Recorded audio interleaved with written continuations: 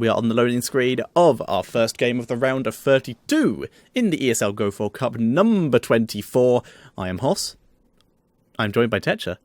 I just committed. I made the mistake. I committed. I am Tetcher and I'm joined by Hoss on Hoss's wonderful screen here. I don't know. I think I just imitate. I channeled you there for a second and just rolled with it. I was like, okay, you've made the mistake. Commit. Just roll with it. Just keep going, power through. Oh boy. I feel like we have two UK dream teams, one of them being us, the other being Snitch and Bakery. Yeah, I agree. We have a UK dream team in terms of players and a UK dream team in terms of casters, which is wonderful. We should now, switch though, for a weekend. just see what happens. Just see how SK do with us instead of Snitch and Bakery. I might make that a video, just see what happens. Just do some show matches or something. For now, though, would you like to introduce the team on the left-hand side? On the left-hand side of your screen, we have the team known as Fnatic, the boys in orange, and Lal is completely right. Diablo needs a dog skin. He is on the Diablo himself there. Fred, I'm going to assume, is on the Kerrigan, Shinobu on the Valor, Ace, of course, on the Uther, and Kessel on the Tyrande. And on the right-hand side, in the red, or in my case, kinda orange trunks, because I have colorblind mode on, we have the team of Biop. They have a more complicated name, but we're not using it. And playing the Zeratul, we have Vidar. Playing the Brightwing in the top lane, we have Fishbone. In the mid lane, it is going to be Yoshi-Yo. Playing the Kael'thas, it is going to be... Oh, hold still. Sakoyozwa. We're just going to call him Sakos. On the Muradin. And in the bot lane, it is Brudor, on the Sylvanas. With a Master Skin. I've just come up with the best Diablo skin. Oh, really? Clifford the Big Red Diablo. Come on. Firstly, copyright. I feel like that's a very British thing, though. It's definitely a very British thing, but firstly, copyright. Oh, hang on. Yeah. Right-wing being engaged upon stun. Train, choo-choo, but she gets out. Uses fairy dust, lol. Almost gets taken down as well, though, but he is also able to escape. Yeah. But now we actually have Vidar retaking this watchtower here. Shrine time in 10 seconds. He's going to move up here. As I'm surprised they didn't let Brightwing lane in the bot lane here. But I guess they wanted a healer up there. They are going to get the double stun off here, Fred. Shinobu with the multi-shot does get stunned up, however. And he's actually going for the auto-attack Valor here with the Rancor for that single target damage. Yep, it is. That is pretty likely. Rancor can still be part of the multi-shot build if you don't care about range too much.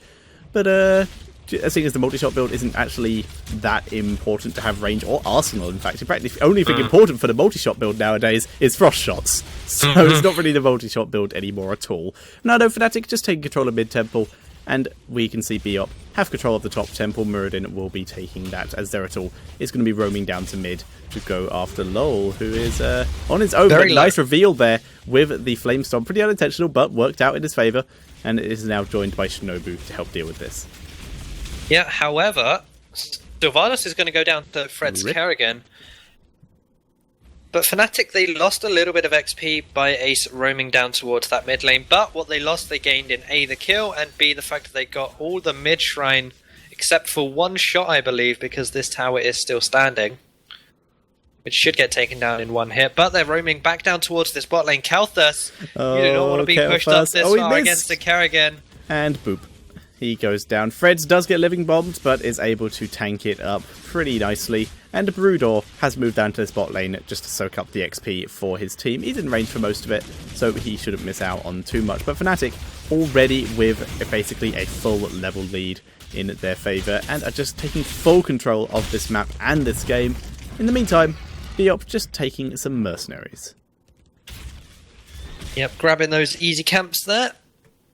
Going to allow Sylvanas to push a little bit better here up against this Tyrande, apply some pressure. But of course, you don't want to push too aggressive because the threat of the Kerrigan. Speaking of Kerrigan, Fred's Shinobu and now Lau. They're going to be taking away this hard camp. Probably won't cap it just yet. Nope, they're going to go straight for it. Not going to wait for the shrines. Yeah, usually you would see teams waiting a bit just for the shrine to spawn before they take it, so a little bit weird. Yeah, I wonder if these guys on the right, Biop, aren't going to do the same here. Still in the spot lane. Shinobu's now moved down here to help Tyrande clear out. They're not going to wait, they're just going to take it straight away to help push against this hard camp that's already up here. Fishbone now, he's going to be soaking this lane for as much as he can, of course. Of course, the next frame will be down, but we have the grasp. Nice haunting wave to get out of that one, coming out from Sylvanas. 3-man, a lot of pressure down there. It's now shrine time, though. Yep, just in time. Out of Sylvanas able to do that just before the stun from the Tyrande / Kerrigan came down, keeping him alive pretty nicely. And Fnatic have pretty much full control of this bot lane, but we are seeing a lot of members of Biop come down here. There is no talent advantage. Brightwing TPing in to join them, so it's 5 versus currently 4, but Ufa's on the way. 2-man stun, in fact. Zeratul able to get out of there. It keeps himself alive. Actually, the cleanse from the Brightwing. Low is going to go down, and that cleanse basically turned that entire fight. Cleanse is such a clutch talent, especially against this team. Yeah. So good, and considering there's only 2 heroes, getting it on the Brightwing, so good. And of course, the global pressure that Brightwing brings to this map. It does mean they're missing nice. out on quite a lot of healing, so there's a chance that Brightwing may take a blink heal just to deal with that. But that cleanse, like you said, was absolutely clutch, incredibly important. And what other supports can run it? Oh, Zeratul, careful. It's there. just Uther and Brightwing. Yeah, and a kind of cleanse on Lily, but she is banned. Fishbone is doing what he can. In comes Ufa onto Brightwing, and Brightwing does get caught out there, and finally taken down, and Fnatic taking control of the last couple shots in this shrine. Yes, indeed. And I mean, the Gust of Healing at level 7 may not be the greatest talent here anyway, because everything that Fnatic are going to do, they're going to burst one person very quickly, and Gust of Healing, you won't be able to get a good full channel off, so the cleanse, I personally think, just comes in, gives you a lot more value for that level 7 talent here. I agree. In this particular situation, the cleanse is the absolutely best choice they could have gone for, and it's working out really well in their favour already, but there is still the situation that they may have been able to, that the heals they're going to be missing out on are quite important. And it's why I think they may ignore heals even more and still go for that Emerald Wind and just purely rely on Brightwing's passive healing, which is why I'm going to be checking the healing tab quite often just to see what happens. And with the new overlay, oh yeah, never mind, you have it on Caldon mode. I was about to say Brightwing, just Brightwing is sometimes bugged when you click on it. It's a bit weird. Yeah, as it's a 5-man push here in this top lane, which is actually going to get reacted to. Fnatic, knowing they have the advantage of that level 10, they knew that they could grab those 2 towers for more or less just free XP, as now Biop hit the magic number themselves. They have that level 10. We, of course, have the Phoenix, Avatar, Brightwing still waiting, Wailing Arrow, and VP. Yep, and I like what's happened out of Fnatic here. They have, in fact, waited on Ufa before he takes his talent to see if he needed to take the Divine Shield for the Pyroblast. Pyroblast was not taken, but he's going to take a Divine Shield anyway. But I like what he was doing, just making sure it's like, do I need it? Is it going to be really important? Do I absolutely need that Divine Shield? If Pyroblast, it's an instant Divine Shield. But he waited and decided on the Divine Shield anyway. And we are going to see Brightwing go for the Blink heal, choosing to forego the Emerald Wind, just so that her team has some form of healing. Yep, as now this bot shrine is going uncontested for now, no one roaming down, whereas Biop, they have a good amount of control over this mid one, but Vidar going to have to blink away from that one. That's a few cooldowns going on for the Kerrigan, but they'll be up soon enough. As Biop, they have control of this. They are going to get challenged, however, with Kel'Thas being down bot as well. That blink heal was pretty useful in that situation. It's another blink, it's another escape. Yeah, making it work. Biop really playing well in the situation they're in. Fnatic are in control of this game, but Biop have been doing pretty much everything right to deal with this. I'm really proud of them. Yeah, so am I. I mean, they're certainly an underdog coming into this, and just very nice play from Muradin then, knowing that he can just jump in, grab the fort, does so very easily. Yeah, and now we're seeing the rotation down. Yeah, really good job. Force the mule to be wasted. They've been doing really, really well. Fnatic, though, have made their way down here. They'll be about Diablo, so it looks like they're just going to try and stop the push from happening too much. Adaptation being used from Threads there. In comes the Muradin, jumping in pretty high. Gets a stun onto Ufa, and Ufa Divine Shields himself there, and down goes someone. I'm not sure who that was. In comes Love from behind, able to tackle onto Yoshi, and down he goes as well. And that is 2 for 0 in favour of Fnatic. And in comes Threads onto Brundar, and down he goes as well. And Yeah, Fnatic take full control of that situation. Muradin with a nice attempt and actually got a pretty good engage off, but Uther with the Divine Shield keeping himself alive. I feel as if the VP needed to come down a lot sooner before the Kerrigan was able to get a combo off, because then it pulled his own teammate into that VP. There was a perfect time where they could have got it onto the Tyrande and the Kerrigan, and then just isolate Vala and potentially burst her up after the Divine Shield had been used, but yeah, it would have been required a lot more coordination there, and I guess the VP kind of a little bit of panic to try and save his teammate.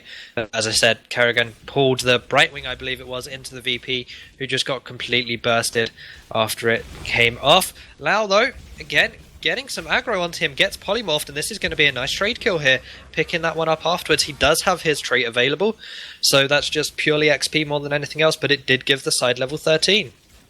Yep, and that is pretty important for them. We can see the level 13 talents. We do have the chain bomb this time instead of the flamethrower coming out from Kael'thas. He knows that Fnatic are going to be diving in, so why not take the shorter range talent? And this can be pretty devastating onto Fnatic if they do all stick together clumped up. That chain bomb can burst them pretty hard. They actually do. Yeah. Because you're going to have Kerrigan and Diablo going in with probably Uther alongside them. Those bombs could keep bouncing.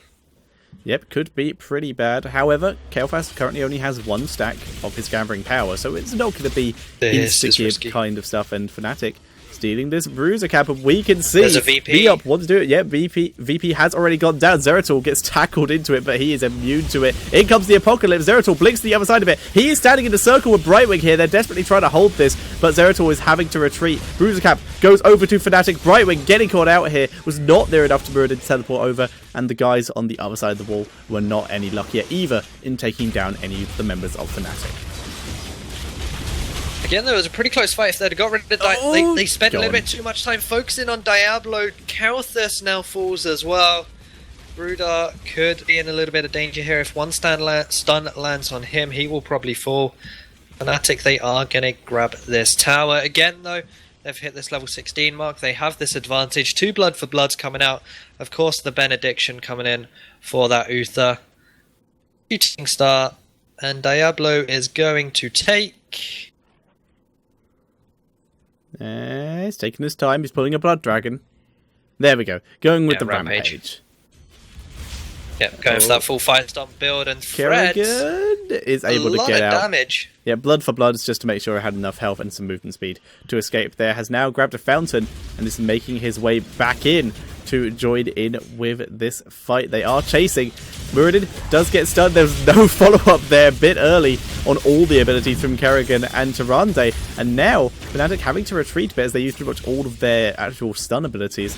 Biop, though, not stupid enough to chase there. Muradin needs to go back and get some health. I feel as if Biop are wasting way too many cooldowns trying to get rid of Lau on that Diablo. They're getting him low down to about 20-30% health, but they're just not being able to finish the job. If they're able to get those cooldowns maybe onto someone like Kerrigan, they could be able to burst her down rather than focusing and spending so many of their resources on Diablo.